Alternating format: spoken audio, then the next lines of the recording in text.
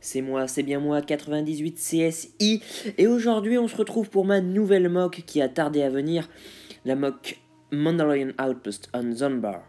C'est un avant-poste mandalorien situé sur la lune marécageuse de Zanbar, qui a été vu dans l'épisode de Clone Wars avec Previsla, Dark Maul et Savage Opress, l'épisode où Dark Maul se fait remplacer ses jambes, et c'est un campement dans lequel est préparé et planifié une sorte de coup d'état interstellaire, c'est-à-dire le camp où les forces mandaloriennes se rassemblent, s'organisent pour aller envahir et rallier à leur cause de rebelles d'autres clans tels que le Soleil Noir.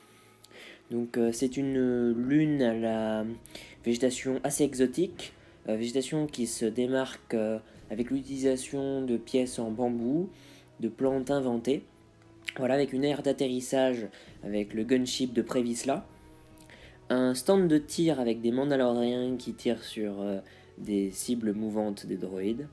On a aussi une arrivée avec des motojets, des palissades pour protéger le camp de l'extérieur et de la faune et de la flore. Le camp est donc entouré par une palissade.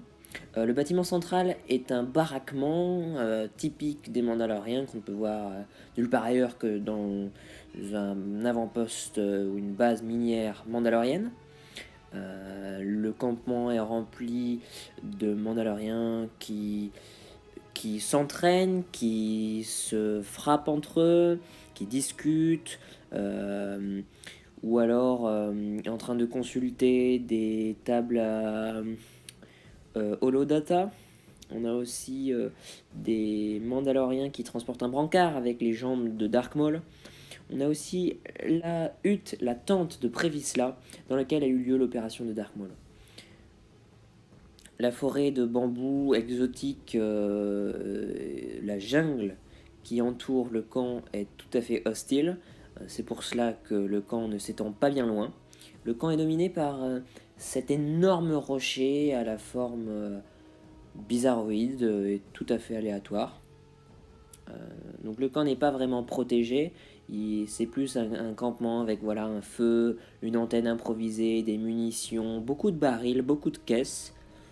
La principale difficulté sur cette mock a été le travail de la roche pour la rendre plus originale, plus naturelle et en fait plus aléatoire que celle de Belsavis. Surtout que sur les images de Zanbar, la roche était extrêmement bizarre et difficile à reproduire.